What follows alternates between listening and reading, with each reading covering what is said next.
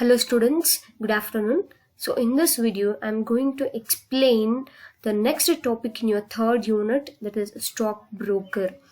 Stockbroker is an individual or an organization who are specially given license to participate in securities market on behalf of the clients.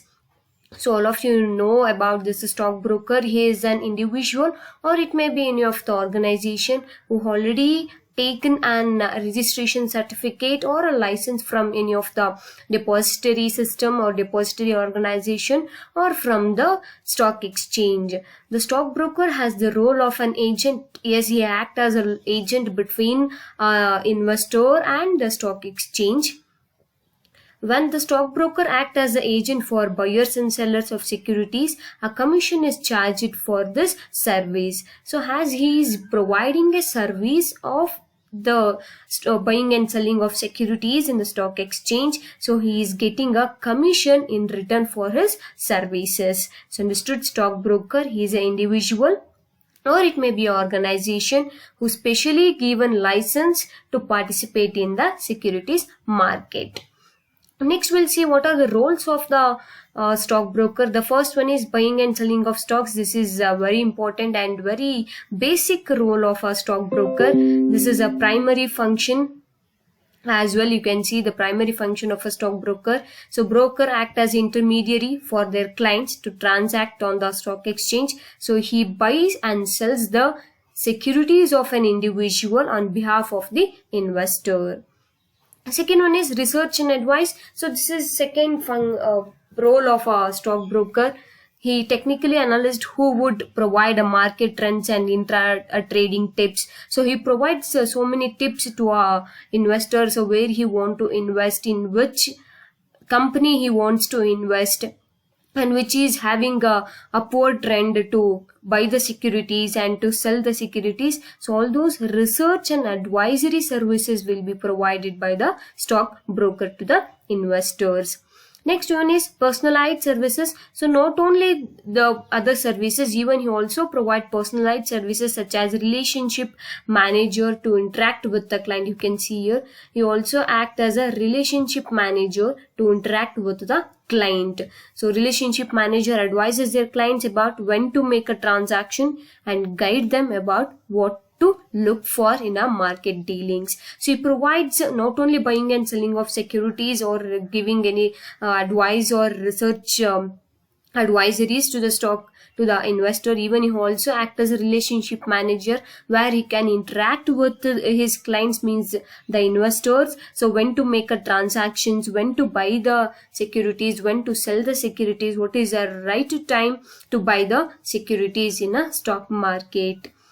Next one is invest in other asset class. So not only in any securities or in stock exchange, even the stockbroker also helps the investor to invest in other asset classes like commodities market, gold ETFs. Gold ETFs means it is an a traded fund, exchange traded fund, gold exchange traded fund. So where gold is a principal in that exchange, and mutual fund products. So even not only in securities market, even the stockbroker helps the investor to invest in other asset classes.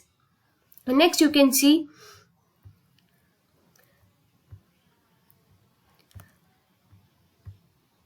next topic is duties of a stockbroker. So apart from the roles of stockbroker, these are some of the duties where a stockbroker must and should do in his dealings and all. The first one is customer service. Yes, since customers rely heavily on their stockbroker, yes, the investor will be there in some other place, the broker will be there in some other place. The broker has to provide a customer service to his customers. Who are the customer for a stockbroker? That is investors.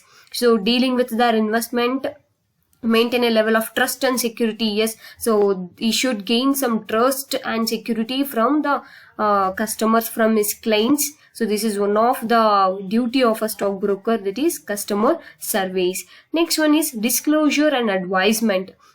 Yes, all the information regarding how much he had purchased the securities, so what is the remaining securities in his demat account. All the information he should disclose to his client. Disclose all the information relating to any investment recommendation, including risk as well. So if you purchase this amount of securities in a market, so these are the risks there you have to face on. So these are some of the risks or some of the information where he need to give or he need to disclose each and everything to his client. This is the one of the duty of a stockbroker.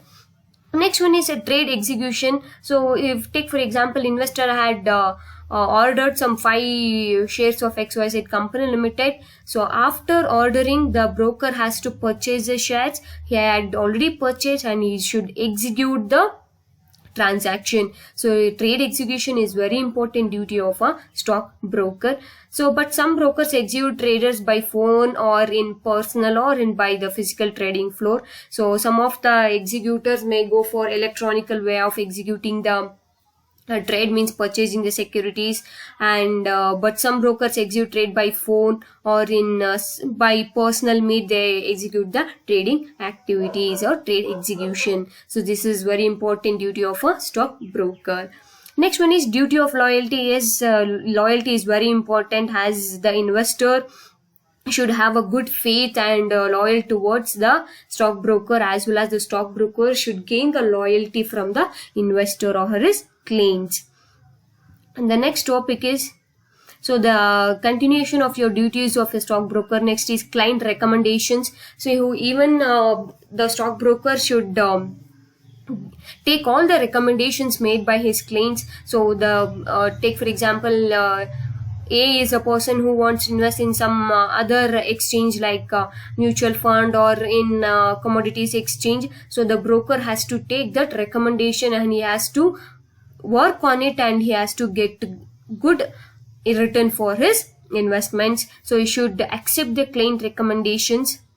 The broker fully understand his customer investment goals. So he should understand what are the goals of my customer. So what is the financial situation of my customer. So as he is ready to tolerance or he is ready to take all the risk. So he should analyze all those things and he should also accept the recommendations of our clients.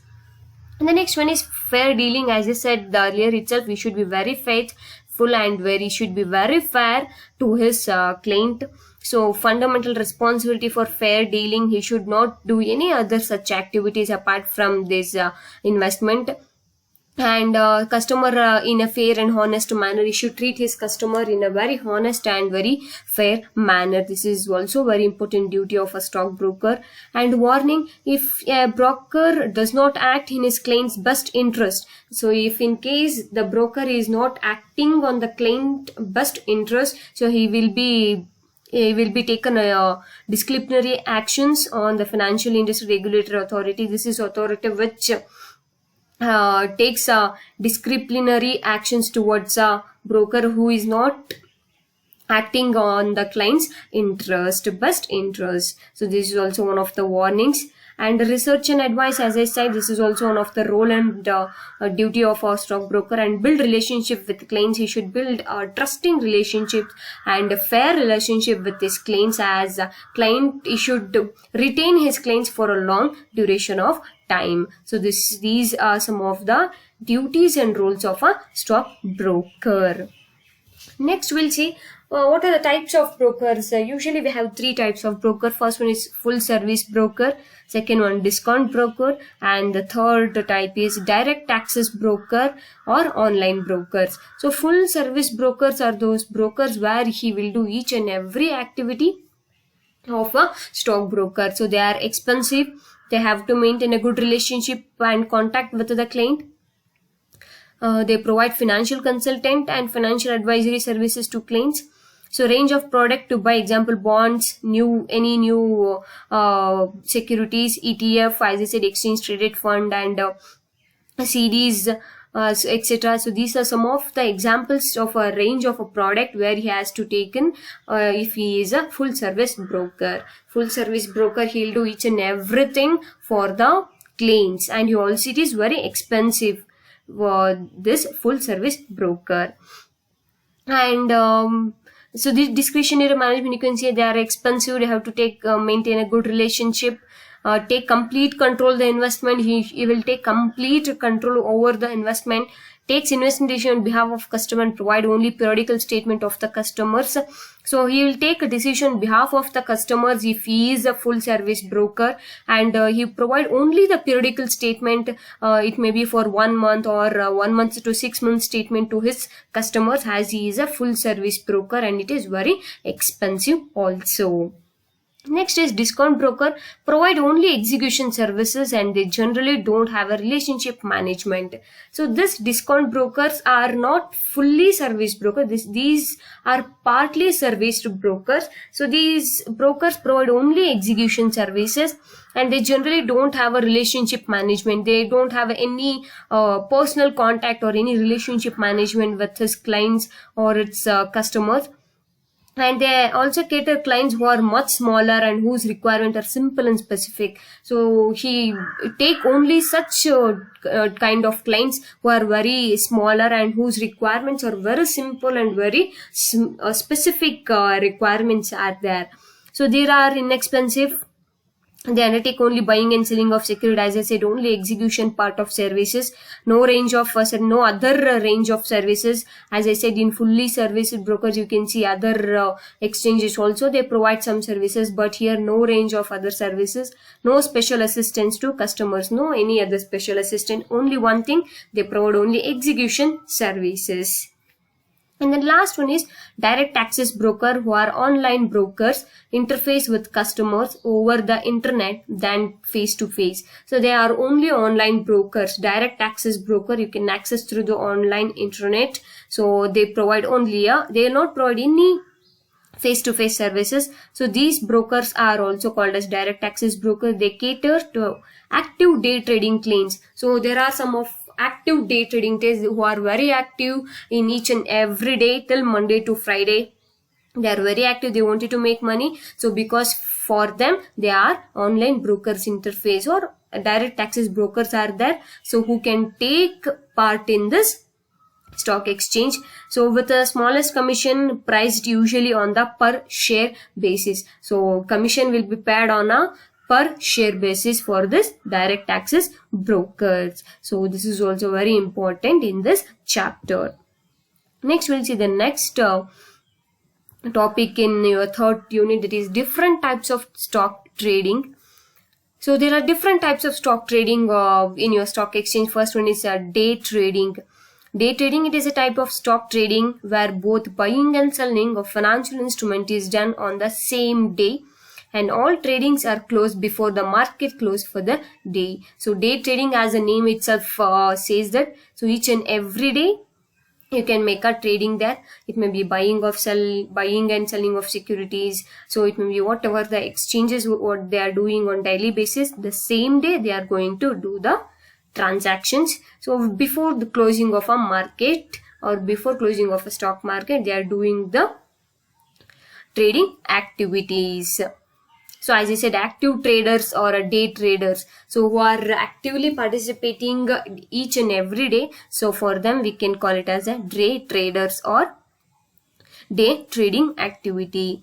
Next is short-term trading. A trade period for more than 1 day to few weeks is considered as short-term trade. So short-term trade is only for 1 day till some weeks, some 1 week or 1.5 week. So this term period is called as short-term trading. Next, medium term. So few weeks to few months is considered as a medium term trade. So few weeks, some 2 weeks till 2 months or 2 weeks till 3 months. So this is the example for medium term trading. Next, long term. So long term trading held for many months to many years. So many months to me. Today I'll invest in some of the exchange and I'll take my return after some 3 or 4 years. So this is long term trading. And next is delivery trading. If we buy shares today and sell them after 1 day, so then the type of trading is called as delivery trading. The main advantage of this delivery trading is that the fear of loss of money is very less when compared with intraday trading. So for this example, today I invest in XYZ company limited. So tomorrow or day after tomorrow I'm going to sell the same securities. So as of that, fear of losing money will not be there in this type of delivery trading. Next, momentum day trading. So this momentum day trading, where the trade is made when the stock is making a high trending movement. So this type of trading will done when the price of a share is highly trending movement. So this price will be more and more and more when compared to other previous years or previous day. So on that time they are going to make a trading activities when the stock making a trending movement. The trade is closed at the end of the day. So this is how they are going to make a momentum day trading. And the last one is slapping or micro trading, is all about taking very small profit repeatedly. Typically traders last from seconds to minutes. So in a day they are going to make hundreds of transactions. So today at 10 a.m. they buy the shares. So 10:20 they are going to sell the shares. Again they are going to buy the shares at 11 a.m. and they are going to sell the shares in 11:20 or 11:30 a.m. So this is how they are going to make a micro trading. In one day they can do 10 to 100 new trades to get repeatedly profit or a small amount of profit in a day itself. So these are very important different types of stock trading in stock exchange or a stock market. So thank you, students.